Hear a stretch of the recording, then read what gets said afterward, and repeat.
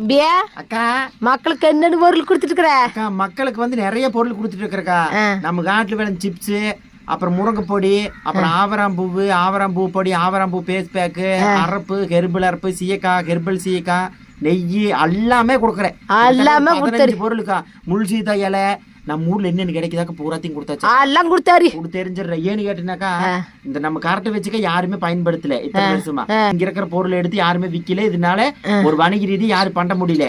இந்த டைம் எப்படிக்கா நான் பண்ணி போட்டேன். பரவாயில்ல, விகரமா கள்ளிப்பழம், காட்டுப்பழம், காரப்பழம், கீரப்பழம் எல்லாம் கொடுத்துரு. வேப்பந்தலை, புளியந்தலை, அரசந்தலை எல்லாத்தையுமே எல்லாமே பொடி பண்ணிடுவோம். பொடி ஆக்கி கிட்டத்தட்ட 9 சர்டிபிகேட் வாங்கிக்கிறேன். 9-10 சர்டிபிகேட் வாங்கிக்கிறேன். போச்சு அது எடுத்துட்டாக்கா ஜிஎஸ்டி, அது FSSI ஃபுட் சர்டிபிகேட், காஸ்மெட்டிக், அந்த மெட்டிக்கு, ஆயுஷ், கீயூஷ் எல்லாம் எடுத்தாச்சு. எடுத்து எரிஞ்சுக்கா கம்பெனிக்கு போயிருந்தக்கா. இந்த ஒரு வாரமா நாங்க விநாயகர் வச்சிருந்தோம். பிஸியா விநாயகர் வச்சிருந்தா நீதான் வல்லடியா திரும்ப ஓணம் நாம கரைக்கிறதுக்கு பண்றது. என்னால வர முடியலக்கா.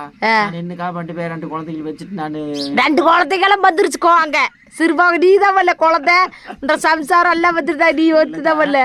ஆளுங்க இருக்கிறாங்களக்கா. அப்புறம் அவங்க கூட பாக்கணும். ஆளுகளை நைட்டு போயிடுறாங்க 6 மணிக்கு. ஏத்தாளுக்கு பார்த்துட்டு போய் நேற்று ஏட்டாயிட்டேன்.